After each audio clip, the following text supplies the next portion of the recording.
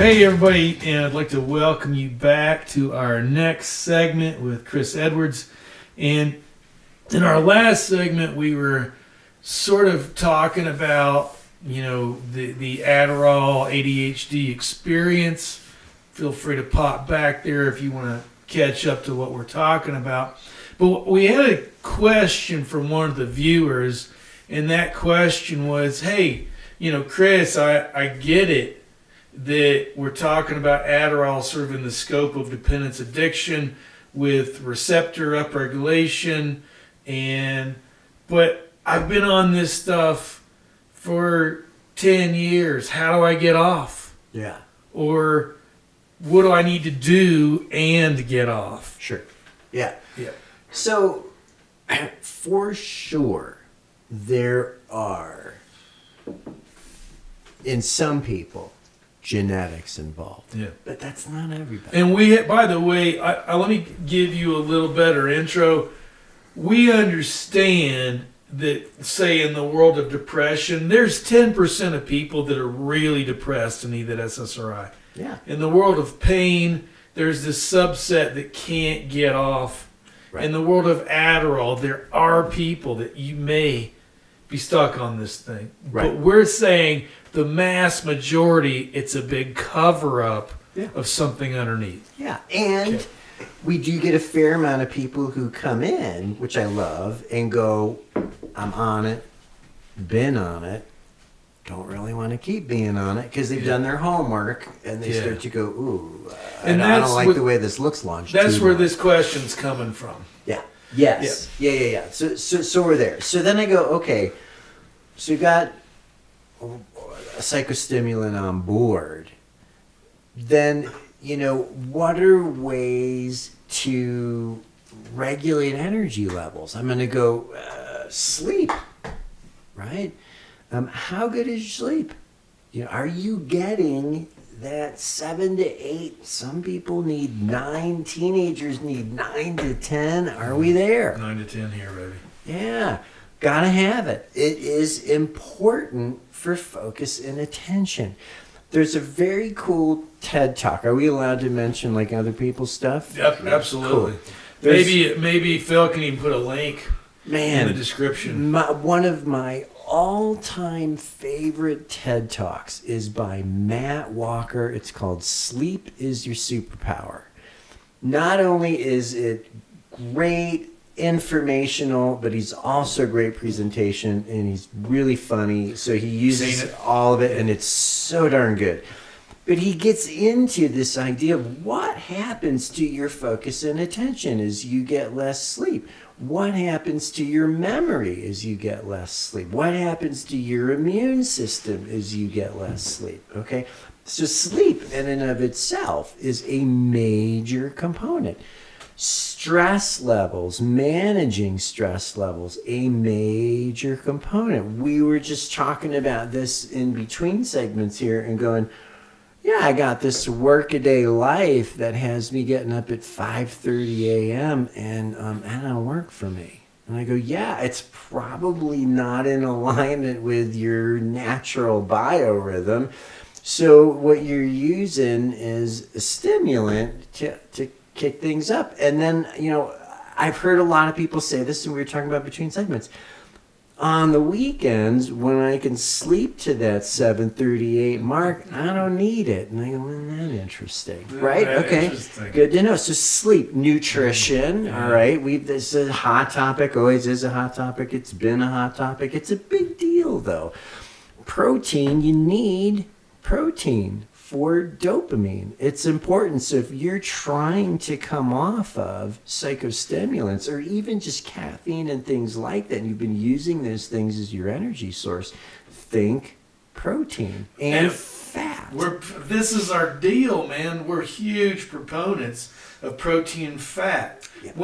When Chris says nutrition, he is not talking about carbohydrate at all. Carbohydrate's the only nutrient that you don't need. You don't need it. And that's the bottom of the pyramid for the Department of Agriculture driven food pyramid. Right. Scam. Right. Yeah. Scam, yo. Yeah, you don't. And The truth And you need that is, fat for the brain cell. This thing's a big glob of fat. you gotta have fat. It needs fat to do its thing. And the thing is, it wants sugar. Brain runs on sugar, fat, and oxygen, amongst other things. But you want to get your sugar from protein. Yes. Some vegetables, some fruits, because the vegetables and fruits are essentially nice time-released sugars, right? Give the example you gave my kid on when you eat like an orange or something. You were like, right. Yeah. So the thing is that when you eat a candy bar, Yeah, right? candy bar. You eat a candy bar. We've not evolved. yeah, we've got like a 300,000-year-old system. Right, we've not evolved to process sugar. That's a main line. You didn't have to digest it or anything. So your body's and brain's interpretation of that is, I don't know how, but you just ate three watermelons. You just ate 3 watermelons all at once. So how did you pull that off? So now I'm gonna have a blood sugar level that's gonna be elevated for the next several hours because somehow you ate this much With the watermelon. massive insulin Yeah. dump. With a huge amount of insulin, Yeah. but you mainlined some through a candy bar that you didn't have to put any work into digesting and getting access to, right? Yeah.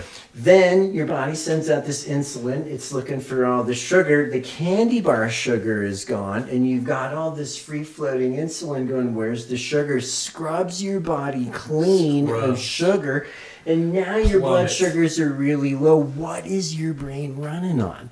Nothing. Yeah. That's a problem. So what does your brain say? Because it takes time to ramp up that fat protein production of sugar. Right. It takes time. So your brain says, hey, you know what worked well last time? Candy bar.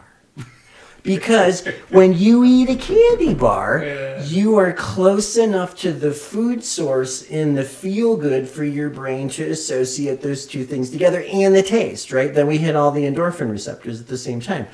You eat an apple, you get the same amount of energy from an apple as you do from a cup of coffee. But 3 hours after you eat the apple, your brain doesn't go, I'm feeling good. You know, that apple I had 3 hours ago is a really great idea. It doesn't do that. We like immediate response. So you've got to Your get brain in there. does. Yeah, you've got to get in there and use your intelligence to go, that thing I did 3 hours ago has me feeling really good now. Then we've got exercise, great way for boosting testosterone, great way for balancing hormones, which is huge. Oxygen for focus and attention, and a healthy way to use your sympathetic nervous system to decondition the stress response, so that when you're not in sympathetic, when you're just chilling, you're just chilling. Yeah. Which is great. That rest, which is a big deal too. So there, none of this is news. The thing is that people, look, I'll just be real honest. People don't want to do the work. This is not a quick fix. You've got to change your diet. You've got to change your sleep. You've got to stay hydrated. You know this. You don't drink enough water and the toxins build up in your cells. What does your cell do? Shuts down and says, I'm not doing anything else until you get this crap out of here. Yeah. So you shut down. So when you're dehydrated, you're going to be running low on energy. So you've got all of these very easy things, but what people want is a complicated problem to explain why they feel the way they feel. They really don't want to go, there's some things I got to change here. And look, this is a guy who's been doing psychology, mental health for a long time. I see it. It's that people go, this is my thing, and they have a lot built up around why they feel the way they feel. They've got a big story invested in it. They've got a big story, and that what they don't like is this, is they don't like the uncomfortable that comes when you start changing. When you make changes, it isn't fun. Because it's not homeostasis anymore. You're out of homeostasis. It's a new one. And your brain is designed to resist change. it wants you to stay the same. So once you've got a thing that works, when you start making changes, your brain goes, whoa, whoa, whoa, whoa, whoa, whoa, whoa. Are you sure you want to do this? Because if you start exercising, when are we going to buy groceries? And the dog's going to pee on the carpet, and I'm going to miss my favorite show. And it starts coming up, and if people really listen to what I'm saying, they'll go, yeah, I do that. I definitely did that. Yeah, we all do it. You start to see all the different interference patterns that are going to show up, and you go, never mind. Adderall's way easier than changing all these things. But it just, from a longitudinal standpoint, it's just like, look, how far do you want to get with the body that you have and the brain that you have? There is no reason, with everything we now know and everything that's available to us and what we're starting to understand about body, central nervous system, and energy, that you can't live easily to 100, even to 120, and live well. It's absolutely possible. But that's profound, because I feel like me in particular and the people that I run with believe that that's possible, that we want to optimize. We go do this thing, Russian battery torture is what we call it. I'm going to have him on this show. His name's Ryan. He does RF therapy. But I'm actually working on parts of my body now that I don't even think are broken, because I'm thinking long term. right. And, I think this is really a profound statement, because I thought I was leading out by saying, yo, Chris, can you help these people out? Right. And I'm sure you can. I'm sure that option's out there. But I think to the hormone practice, where guys come in and they're fat, diabetic, I'll call it obese if it makes you feel happier. They're not working out, they're not eating right, and their hormones are crap. Yep. And we get them, we're like, we're going to get your hormones up, but this is a complete sea change of reality. Yep.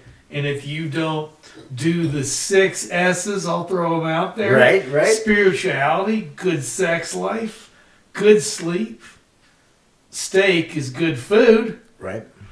Supplements and sweat, meaning work your butt off. Yep. You're going to fail. Yep. And so that's really interesting that you're in the same situation where you can kind of lead that horse to water, but you can't make them drink. You can get these people off of Adderall if they want. And I highly recommend that if you guys have an interest, you reach out to his clinic and get a consultation, because everybody needs good coaching. But you're going to do all the work. And it's really the basics for longevity. So, Chris, once again, thanks for another amazing segment. Yeah. And you guys, thanks so much for your interest in what we're saying. We're all interested in, I don't want to live terribly to 120. I'd rather live great to 70. Right. I'd rather live great to next week. Right. I don't care about 120, but it would be kind of cool. Thanks, everybody, and we'll see you next time.